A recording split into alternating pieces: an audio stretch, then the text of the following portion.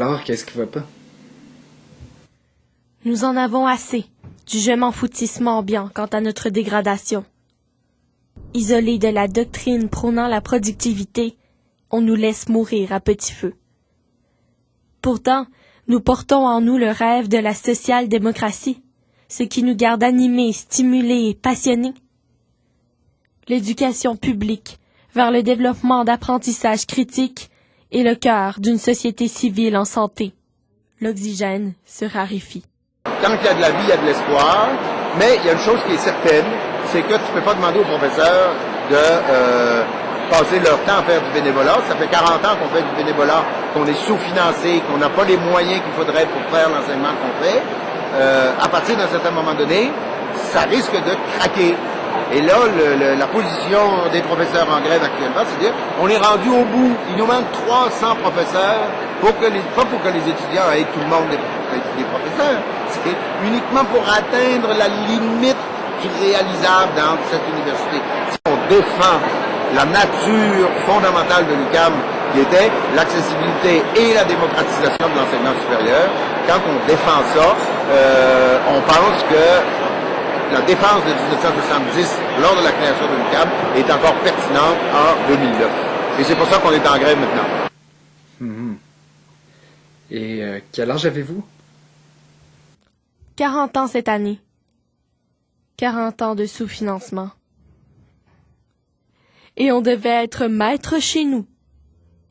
Depuis notre création, nous luttons pour rendre réel l'immatériel. Speak White. On déraille. On n'en finit plus de défier le capital. Il nous le rend bien. L'UQAM conservera sa mission originelle, même au prix de rester en quarantaine.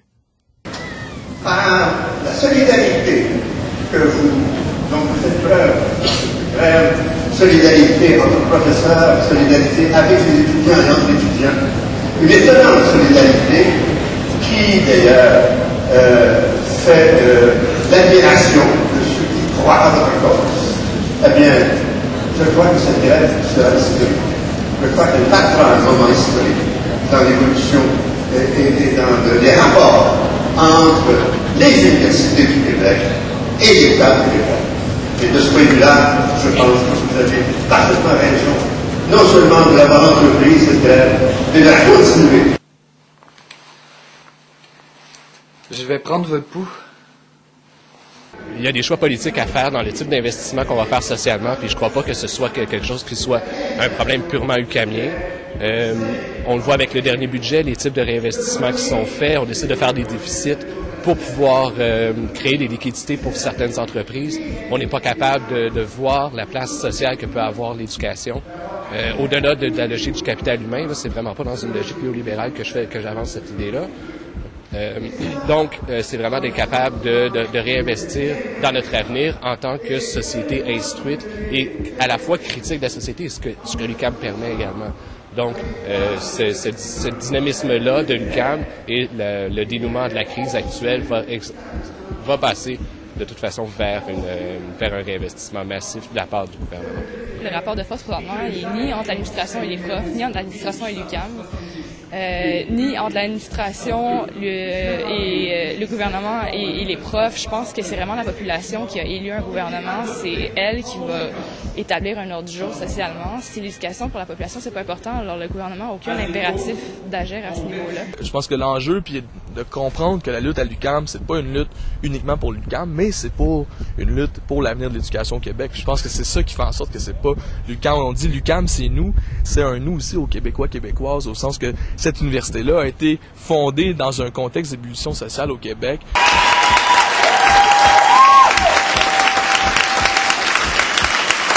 Pour être honnête, ça va pas du tout.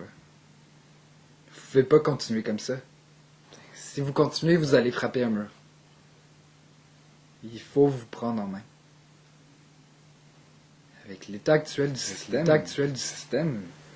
Puis en fait, la crise de l'UQAM, c'est en petit ce que la crise économique est en général, c'est-à-dire c'est une crise qui relève d'une logique financière débridée, de PPP, de recours à l'endettement, de projets, d'une bulle immobilière. Tous ces éléments de la crise de l'UQAM, on les retrouve dans la crise économique plus générale. Et donc, le fait qu'à l'UQAM, les travailleurs, les salariés, les étudiants et étudiantes disent non, on ne veut pas payer pour les pots cassés, c'est un début de réponse que l'ensemble de la société pourrait donner à la crise actuelle en disant c'est pas à nous de payer pour les délires et les pots cassés d'un régime économique qui ne peut pas fonctionner. La pensée unique calcule et s'égare. Accepter la chute de l'UQAM, de ses idéaux, c'est dire oui à la mortification d'un pan de notre histoire, celui de l'effervescence intellectuelle d'une minorité fière. Mais ne nous plaignez pas. Notre lutte, c'est nous. C'est vous. Notre quête est de stimuler la société.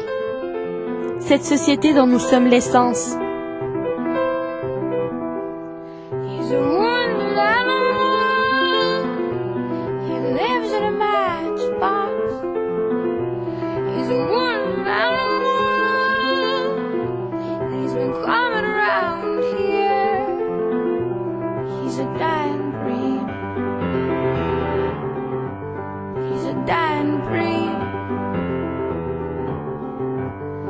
Daughters 20 years